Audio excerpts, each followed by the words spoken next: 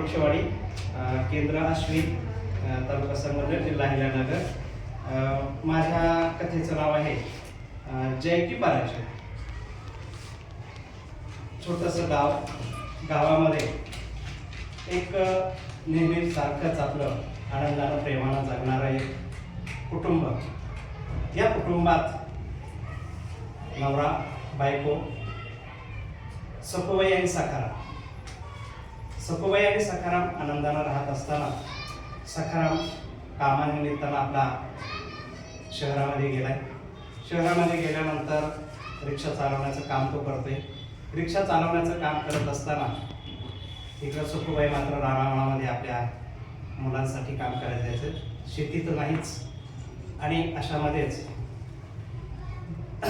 श्याम आणि राम नावाचे दोन अपत्य त्यांच्या संसार वेलीवरती फुललेले आहेत।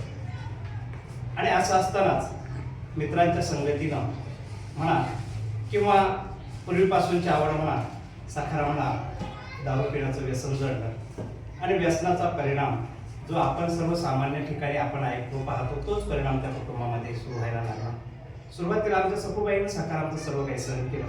आणि हे सहन करत असताना सखाराम व्यसनाच्या किती आहारी गेला हे त्याला कधीच कळलं नाही। आता मात्र त्यानं घरात कुटुंबाची जबाबदारी सर्वस्व सोडून रिक्षा चालवायचं बंद केलं आणि येऊन जाऊन फक्त गुत्त्यावरती बसून तो आता दारू पिऊ लागला।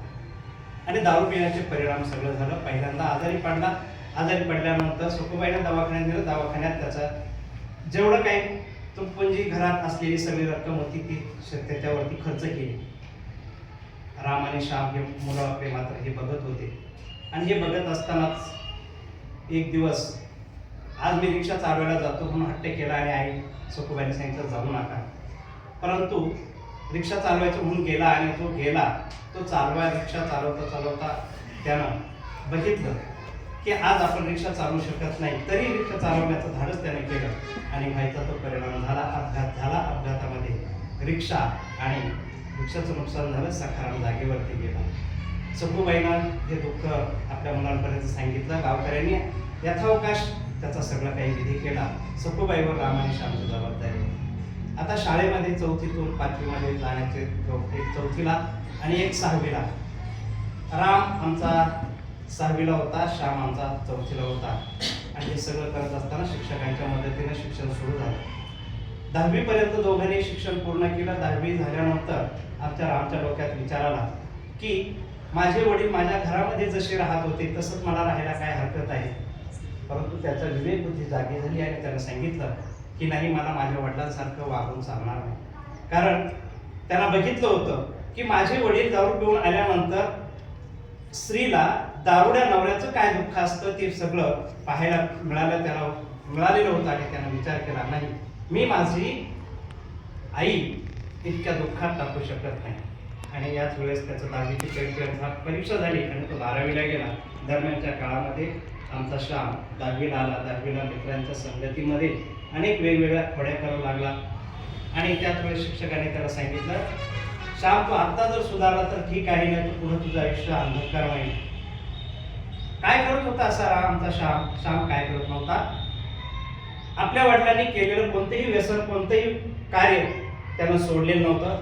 आता त्याला चोरी करण्याची सवय लागलेली होती, दारू पिण्याचं व्यसन लागलेलं होतं, विड्या सिगारेटचं ही किरकोळ झालेलं होतं, गांजा चरस मित्रांच्या संगतीनं तो घेऊ लागला होता। आणि आता कुठेतरी आई दोघांकडे बघत जगत होती। तिकडं रामने मात्र 12वी पास केली, कॉलेजला प्रवेश घेतला। आणि कॉलेजला प्रवेश घेतल्यानंतर चांगल्या शिक्षकांच्या मदतीने त्याने विचार केला की सर, मी आता माझ्या आयुष्यामध्ये काय करू, माझा भाऊ असा झालाय, मी असा झालो, काय करू। शिक्षकांच्या मार्गदर्शनानं आमच्या रामनं उत्तुंग अशी BAची पदवी धारण करत असताना त्यानं MPSCचा अभ्यास केला। आणि इकडं मात्र आता आमची श्यामची 12वी पर्यंतची परीक्षा कशी तरी संपली। आणि 12वी नंतर त्यानं मात्र आपल्या शाळेचा संबंध सोडून टाकला आणि येऊन जाऊन संध्याकाळी पिऊन जाणं आणि आईकडे पैसे मागणं एवढंच काम त्याला राहिलं होतं। आणि आईनं शेतामध्ये काम करायचं, मिळालेले काय पैसे असतील ते त्यानं दंगामस्ती करून ताब्यात घ्यायचे आणि आपले शौकपाणी चालू केलं। रामला ही परिस्थिती कळत होती, परंतु राम आपला विचारपूर्वक आपला अभ्यासावरती ध्यान केंद्रित केलेलं होतं। व्हायचा तो परिणाम असा झाला की आमच्या राम पुढं MPSC परीक्षा पास झाला। आणि पास होऊन गेल्यानंतर त्याचा रिझल्ट आला आणि रिझल्टच्या दिवशी त्याच्या प्राध्यापकाने त्याला फोन करून सांगितलं की राम, तू MPSCच्या परीक्षेमध्ये तू आपल्या महाराष्ट्रामध्ये पहिला आलेला आहेस. आणि याच दरम्यान आमचा श्याम कुठे होता तर मित्रांच्या बरोबर गुत्त्यावरती बसलेला होता, दारू पित होता. आणि त्यावेळेस आमचे श्यामचे मित्र श्यामला सांगत होते, तुझा भाऊ शिकून मोठा झालाय, शहाणा झालाय, तुझ्याकडे लक्ष देत नाही, काय नाही, तुझी अशी अवस्था त्याच्यामुळे झालेली आहे. आणि जेव्हा हे सगळं रामच्या कानावरती गेलं, राम गावामध्ये आला आणि गावात आल्यानंतर सर्वांनी त्याचा मोठा सत्कार करण्याचं ठरवलं. आणि सत्काराला मिरवणूक आली.